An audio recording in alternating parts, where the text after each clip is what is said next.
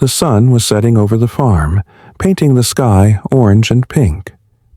14-year-old Ethan sat on the wooden porch, his hands gripping a small wooden toy.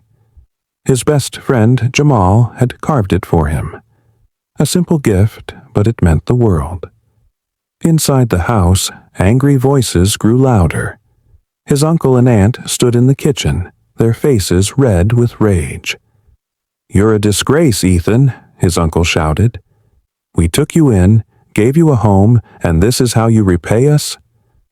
Running around with that poor black boy?" Ethan's heart pounded. He had done nothing wrong. Jamal was his best friend. They played together, laughed together, and shared dreams of a better future. But to his uncle and aunt, friendship between a white boy and a black boy was unacceptable. His aunt pointed toward the door. "If you want to live like them, go live with them. You're no family of ours." Tears burned in Ethan's eyes. "Please, don't do this," he whispered. But his uncle grabbed his small bag, shoved a few clothes inside, and threw it at his feet. "Get out." Ethan stood frozen, his hands shaking. His home, his only home, was being taken away. He looked at them one last time, hoping they would change their minds. But their faces were cold, filled with hate. With a heavy heart, he picked up his bag and walked toward the door. The moment he stepped outside, the door slammed shut behind him.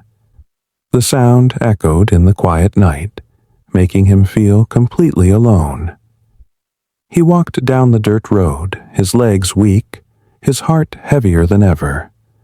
The farm that once felt warm and safe now felt like a prison that had thrown him away.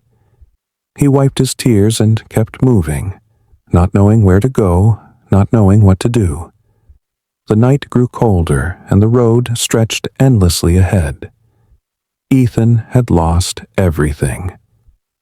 Ethan sat on the side of the road, his arms wrapped around his knees. His stomach growled, but he had no food. The night air was cold, and his thin shirt did little to keep him warm. He felt lost, hungry, and alone. Before Move Forward, we requested to don't forget to like, share, and subscribe to our channel. The road was quiet. Only the sound of crickets filled the air. Then, in the distance, bright headlights appeared. A black luxury car slowly approached. The engine hummed softly as it pulled up beside him. The tinted window rolled down, and a deep, kind voice spoke. "Son, are you all right?" Ethan looked up. A tall, well-dressed black man sat behind the wheel. His suit was neat, his watch shiny. He had a calm face, but his eyes were full of concern. Ethan hesitated. No one had ever stopped for him before. I don't know where to go," he finally admitted. His voice was weak. The man nodded, as if he understood. "What's your name?" "Ethan." "I'm Mr. Carter," the man said, stepping out of the car. "Why are you out here alone?" Ethan swallowed hard. He didn't want to cry, but the pain inside him was too much. Slowly, he told Mr. Carter everything. How his uncle and aunt kicked him out. How they hated his friendship with Jamal. How he had nowhere to go. Mr. Carter listened quietly, his face serious but kind. When Ethan finished, the man sighed and shook his head. "It's sad how some people still choose hate over love." He placed a gentle hand on Ethan's shoulder. "But listen to me, son. Don't let their hate turn your heart cold." Ethan looked up, confused. "But what am I supposed to do?" Mr. Carter smiled softly. "You keep going. You choose love, even when others don't. You show them that kindness is stronger than hate." He opened his car door. "Come with me. Let's get you something to eat first." Ethan hesitated for a moment. Then, slowly, he stood up and got into the car. For the first time that night, he didn't feel completely alone. The car was warm. Ethan sank into the soft seat, feeling safe for the first time that day. The smell of leather filled the air as Mr. Carter drove down the quiet road. They soon reached a small diner. Bright lights glowed from inside, and the smell of fresh food made Ethan's stomach ache with hunger. Mr. Carter led him inside and ordered a meal. Ethan ate quickly, his hands shaking from hunger. Mr. Carter watched him with a gentle smile. "Take your time, son. No rush." When Ethan finished, he wiped his mouth and looked up. "Thank you, sir, but why are you helping me?" Mr. Carter leaned forward. His eyes were kind but serious. "Because someone once helped me when I had nothing." He took a deep breath and continued. "I was just a boy when I lost my parents. I had no home, no food, but a stranger showed me kindness. He gave me a chance. That's why I help others now." Ethan listened carefully. His heart felt heavy. "But my own family threw me out," he whispered. "How can I still be kind after that?" Mr. Carter smiled. "That's the real test, Ethan. It's easy to be kind when life is good. The real strength is choosing kindness even when people hurt you." Ethan looked down at his hands. He had always believed in love and friendship, but now hate had torn his world apart. Could he really choose kindness?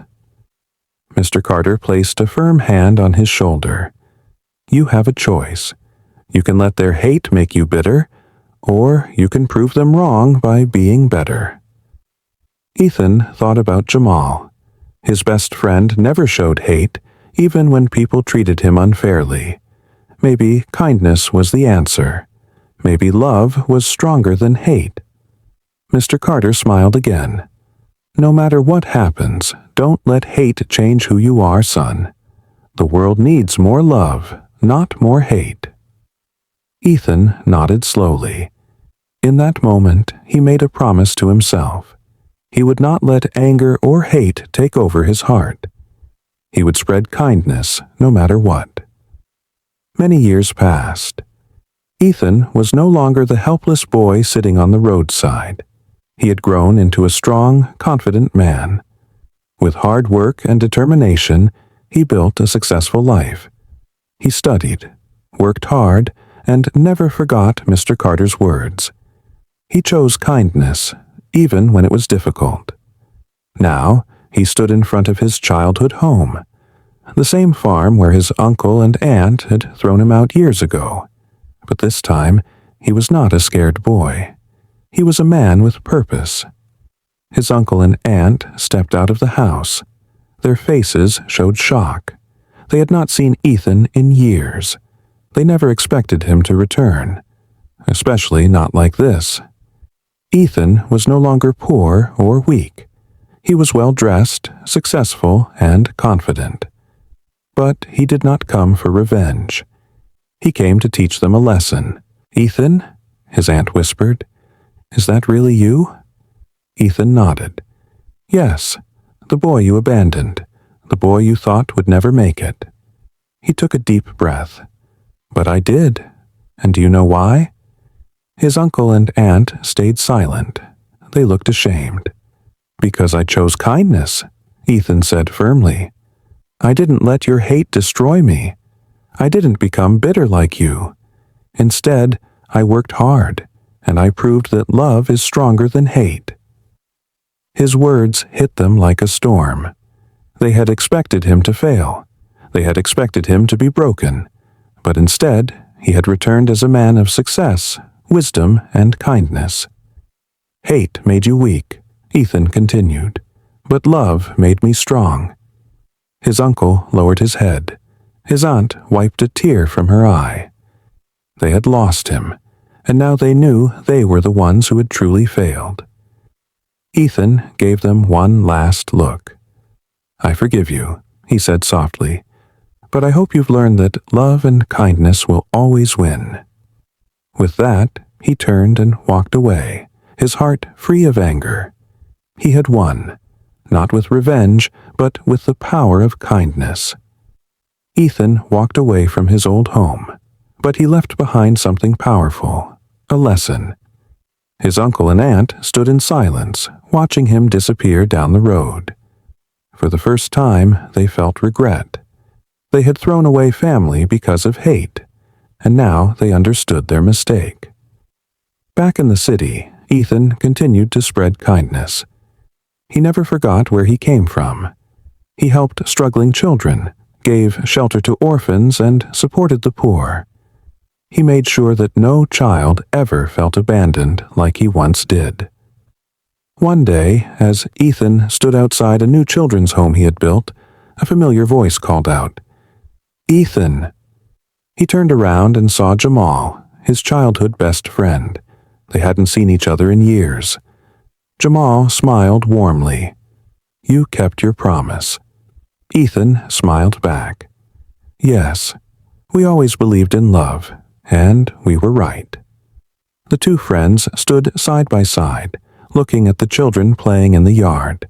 Their friendship had survived hate. Their kindness had changed lives. Somewhere, his uncle and aunt sat in their empty house, remembering Ethan's words. They had lost him, but his lesson remained. Love is stronger than hate. Kindness is more powerful than cruelty. And, as Ethan continued his journey, he knew one thing for sure. His story was proof that love always wins. If this story touched your heart, don't forget to like, share, and subscribe to our channel. Let's spread more stories of kindness, love, and life-changing lessons. Hit the notification bell so you never miss an inspiring video. Remember, love always wins.